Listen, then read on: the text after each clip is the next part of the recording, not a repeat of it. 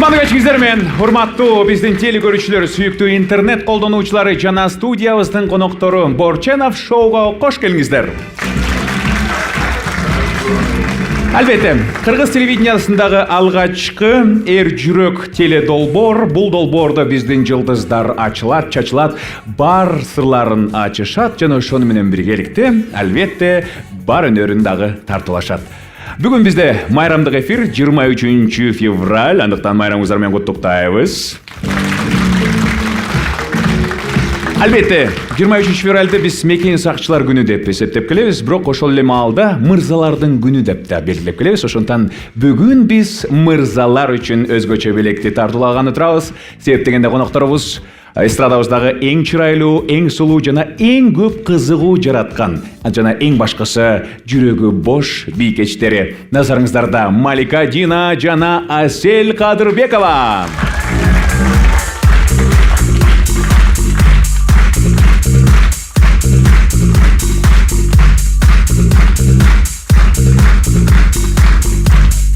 Студиябызга кош келипсиздер. Абдан кубанычтабыз, орун алабыз.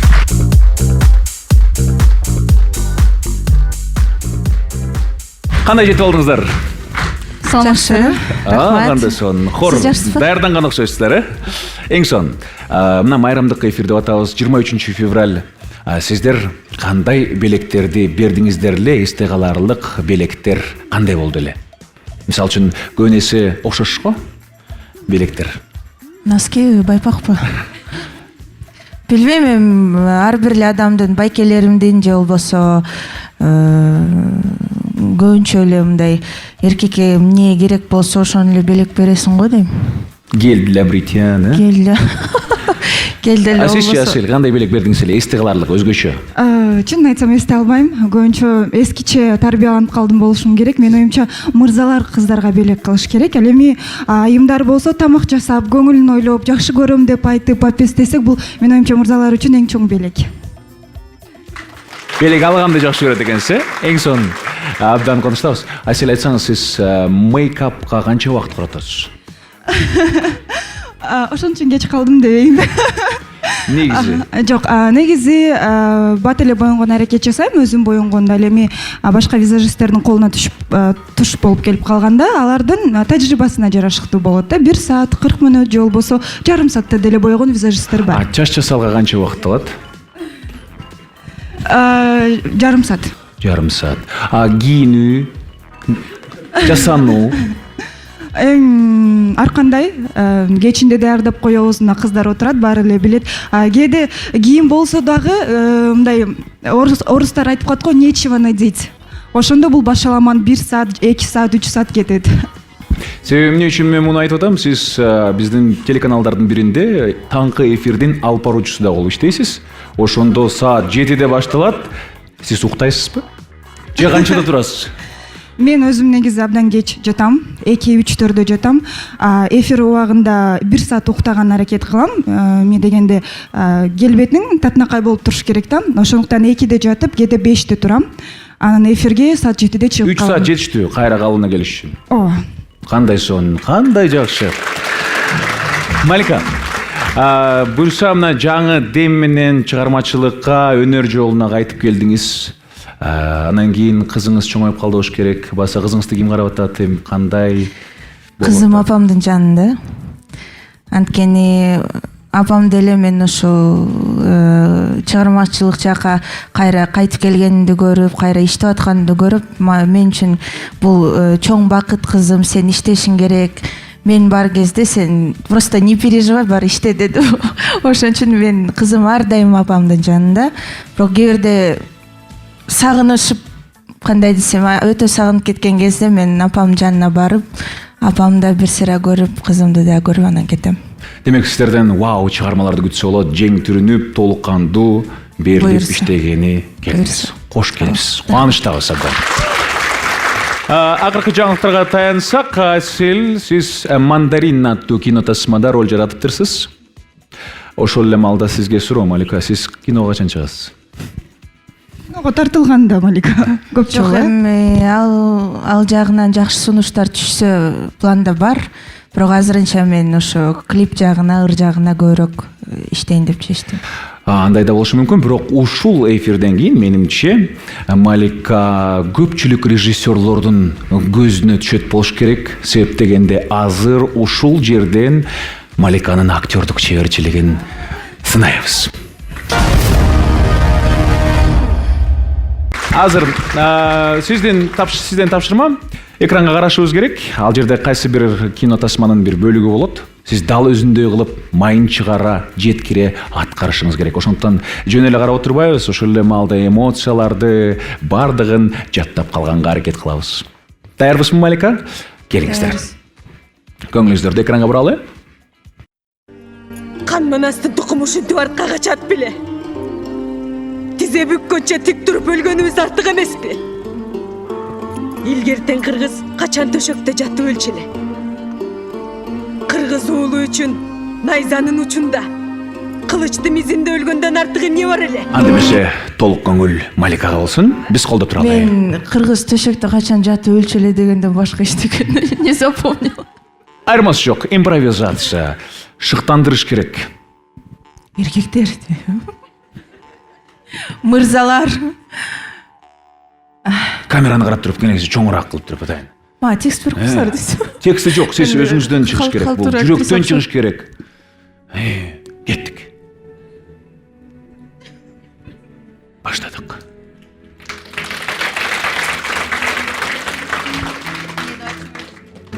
Шыктандырыш керек, балким. Шыктандырып, мындай эрк берип, мотивация берип, билек бербей атат силерге 8 мартта. Мырзалар, келиңиз. Мырзалар, сиздер айымдарды ойлошуңар керек. Дагы жол аракет кылыңыз. Эркек болушуңар керек. Сиздер кыргыздар качан төшөккө жатып өлчү.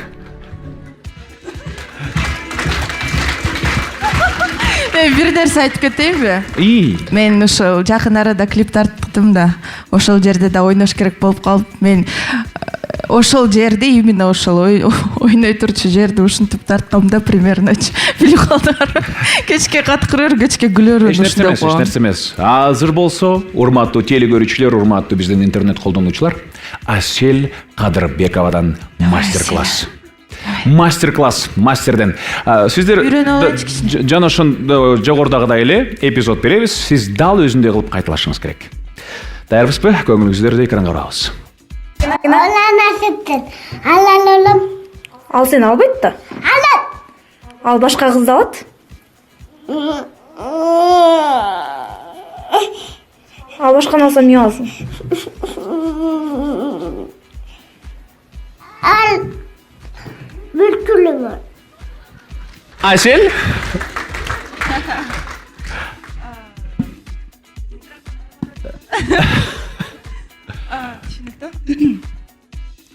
Демек бир баланы алдырышым керек болуп атат өзүмө. Жок, дал өзүндөй кылып эчтеке текстин өзгөртмөй жок. Башын эле. Ал сени албайт да, Асель. Болем, жардам берет. Албайм деп атат. Эмне кылабыз? Жок, алат мени. Албайт да. Алат. Малика алдыр. Албайт. Эмне кыласың албай койсо? Алдыр, Малика жардам бер. Албай койсо эмне кыласың? Ыйлайм, өлтүрөм анда. Өлтүрөм дейсиң. Өлтүрөм. Өлөт, өлөт. Эң сонун чоң рахмат. Экөөңүздөр тең ушундай сулуусуңар, сымбаттуусуңар, таланттуусуңар дей койчу. Өтө санай берсе таң атат да. Бирок ошол эле маалда жигиттер азырынча жок, же барбы? Балким талаптарыңар жогору. Кандай талап коесуңар? Мырза кандай болуш керек? Жогоруда айткандай. Биринчи очередь мырза болуш керек. Өзүнө кандай десем, бекем. Азыр мына жаңа эле бир аз убакыт мурун айтып кетишти, азыр биздин эркектер кичине мындай алмашып бараткан сыяктуучу. Ошон үчүн биздин менин талабым боюнча кандай десем, мен талап деле койбойм, өтө бийик, жүрөгүм мындай не прикажешь дейт го. Ошон үчүн мен чындап айтканда жакшы көргөн сүйүктүү адамым бар. Ошон үчүн мен бош эмесмин, если чо. Жакшы, эң сонун болсун. Эмнеси болгон күндө дагы биздин айрыкча мырзалар үчүн кызыктуу болуп болуш керек. Бул 2 айым үчүн кандай мырзалар кызыктуу жана кантип сиздердин табитиңиздер кандай, ошону текшерели деп чечтик. Андыктан азыр көңүлүңүздөрдү биз кайрадан экранга бурабыз. Бирок бул учурда сиздер ар бир сүрөткө өзүңөрдүн бааңыздарды беришиңиздер керек 1ден 3кө чейин. Анда биз көңүлүңүздөрдү биз экранга бурабыз, мырзаларга баа берип сынайбыз. Кандай бааңыздарга татыйт болду экен? Буга Мага өтө накачанный балдар жакпайт. жок, баа беребиз. Мага жагат. 2. Жок, кандай болуп калат? 1 бул жакшы. 1 анча эмес, 2 орточо, 3 жакшы. Түшүнүктүү. Маликага формалар жагат экен. Орточо, дагы кийинкисине көрөлү. Кийинкисине баа берели.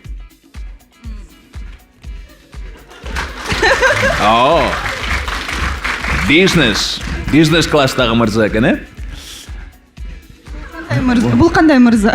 Бул стили бар, саркеч байкасаңыздар, төшүн ачык айрым.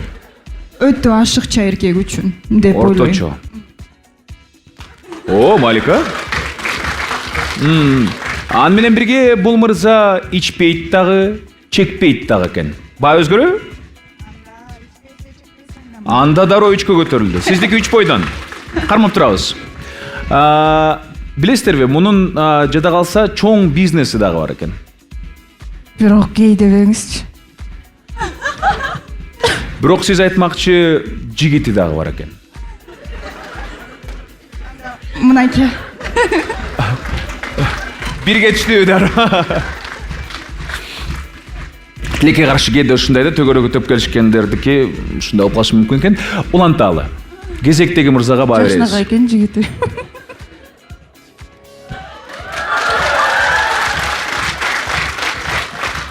Бул мырзага кандай баа беребиз?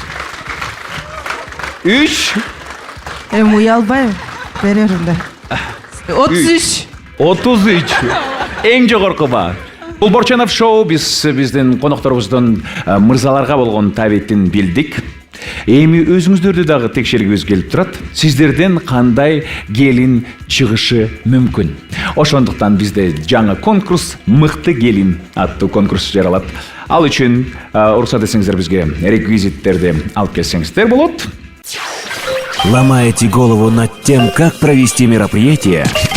Представляем сайт Events KG, с помощью которого вы можете стать организатором мероприятий любого масштаба. От частных вечеринок и тоев до грандиозных концертов. На постоянно обновляемом ресурсе развернутая информация об объекте, фото и видеоматериалы, посмотрев которые, вы сами выбираете, какое шоу пригласить на свадьбу, кто проведет торжество или где пройдет ваш праздник. Удобный и эффективный поиск позволяет связаться с нужным специалистом, сэкономив ваше время, деньги и нервы. Events KG. Все для мероприятий. Телефон 0772 41 48. Урматтуу биздин көрүүчүлөр, шарт боюнча Асел жана Малика пияз арчып, туурап, эң башкысы ыйлабаш керек. Албетте, ыйлабаш керек.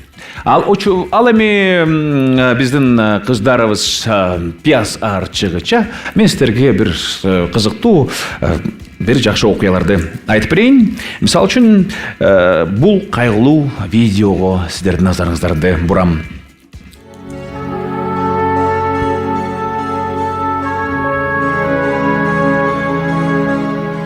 Назарыңыздарда бул бечара күчүк, үй жайсыз, муну байкушту ээси таштап кеткен, жүрөт, туурап баштасаңар болот. Мундагы кече күнү эле ээси алып, анан кайра ошол приютка таштап койду. Көздөрүнөн карагылачы. Ал эми азайып жок болуп бараткан пандалар, мээримдүү көздөрүн караңыздарчы. Бул уссуриялык жолборс кызыл китепке кирген жаныбар. Бул да биздин дүйнөдө азайып баратат. Ал эми бул кайтпай турган ээсин күтүп турган Хатико. Булчу баарыбызды ыйлаткан Кемаль. Кээ бири анын чындап эле дүйнө салганын айтып атышат азыркы учурда. Балким каңырыш, балким чындык. Апей. Бул апей. Бул видеодо эмне кылып жүрөт? Нуке, Азамат. Бул Роза менен Раматлык Джек. Арты кайрылуу болсун. Караңыздарчы, кандай таза татынакай ошол эле маалда кеңешип кескен абысындардай эле, өзүңөр байкасаңыздар. Мыкты, мыкты. Эч ыйлабайбыз дейт. Ушундай кыргыздын кыздары эрктүү, күчтүү жана эч качан чөкпөгөн, ыйлабаган болуш керек. Баракелди. Азыр болсо биз көрөрмандардан суроо аттуу рубрикага өтөбүз. Көрөрмандарыбыз түрдүү суроолорду бериши мүмкүн.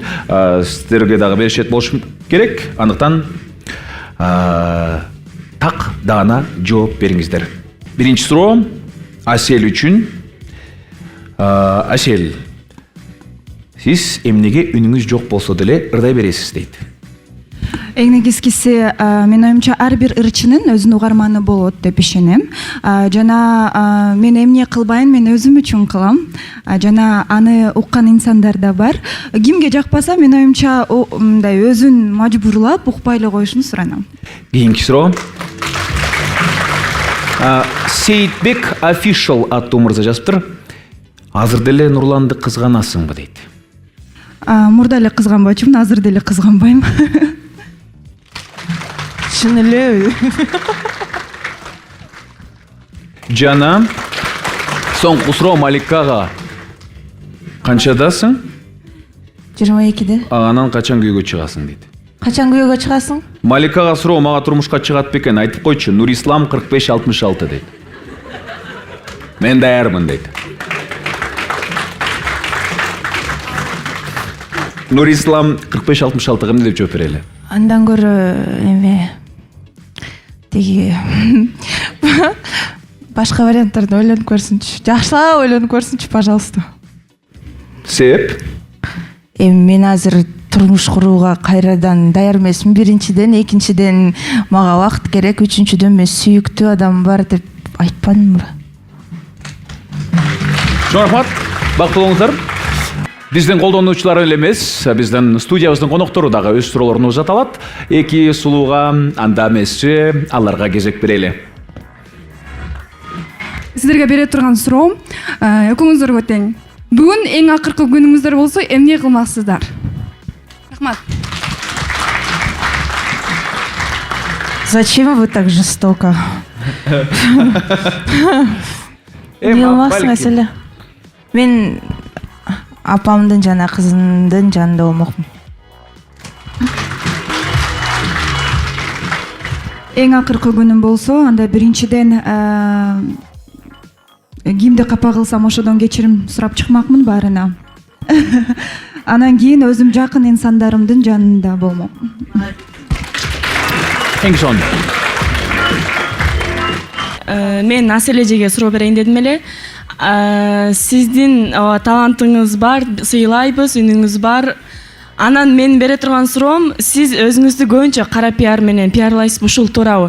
Булга мисал Кайсыл кара пиар сураса болобу? Жакында эле чыккан ушул Асель Кадырбековага мырзалар тийишти же болбосо кол салды деген сыяктуу машинада отурган видео жарыкка чыккан Instagram баракчаңыз. Байкап карасак, ошол жердеги балдардын көпчүлүгү актерстводо окуган балдар. Ушул сизге кара пиарбы? Чоң рахмат, биринчи мактап туруп, бир колу менен бир чабып койду да. Чынын айтсам, бир нерсени атайын элге угузайын, билсин деп кылсаң, тилекке каршы ал сиңбейт да. Эмне дегенде эл деле ошол нерсени мындай айтканда орусча айтканда чувствовать этет, калппы, чынбы, туурабы? Ал эми ал видео тууралуу мен ал видеону киргизгенмин. Киргизип туруп астына съемки, скоро, мандарин деп жазганмын. Ал эми кээ бирки адамдар мени жаман көргөн инсандар хейтерлер деп коюшат. Эмне кылбайын, жаман жагын көргөн аракет жасашат дагы. Көптөгөн негативдүү комментарийлер болду. Бирок астында съемка, кино деп жазганмын. Ошондуктан майда шрифт менен жазылган нерселердин баардыгын окуш керек. Дыкат болуш керек баардыгына да. Биз билгенибиз боюнча, биз көргөнүбүз боюнча, Малика, сиз абдан сонун ырдайсыз. Ошол эле маалда абдан сонун бийлейт экенсиз. Ошондуктан биздин белгилүү Макс Токтоналиев аттуу хореограф бар. Дал ошол мырзанын командасы келип отурат. Сизди таймашка чакырам, батылга чакырам деп. Сиз бул чакырыкты кабыл аласызбы?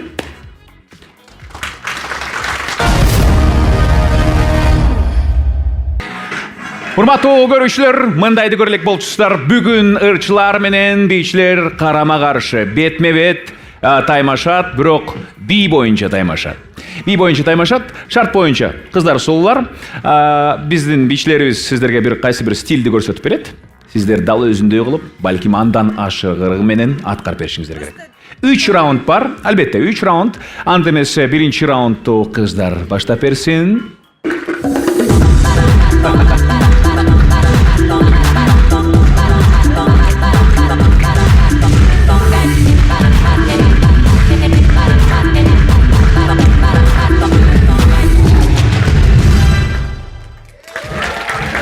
Малика, сиз жасап жүргөн эле нерсе экен көрсө, кана берсе.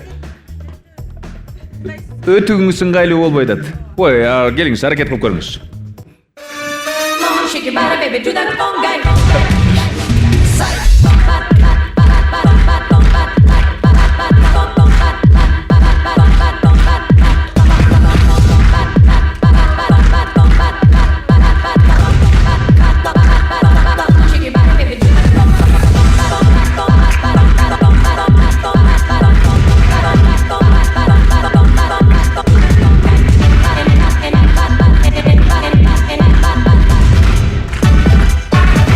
Урматтуу телекөрүүчүлөр, дал ушул жерде жыйынтыкты чыгаралы. Менимче бул жерде достук жеңди болуш керек. Себеп дегенде тең жүргөнүмдү теңирим сүйүптүр дейт. Кыздарга чоң рахмат. Айрыкча рахмат албетте биздин конокторубузга. Ырдай да билген, бийлей да билген Асель Кадырбекова жана Малика Дина. Чоң рахмат.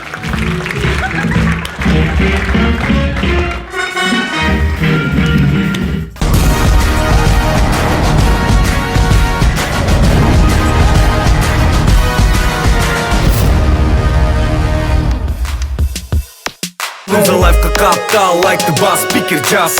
Досторуң менен бөлүшсүң, анда да болуп турас. Борченов шоу, Борченов шоу.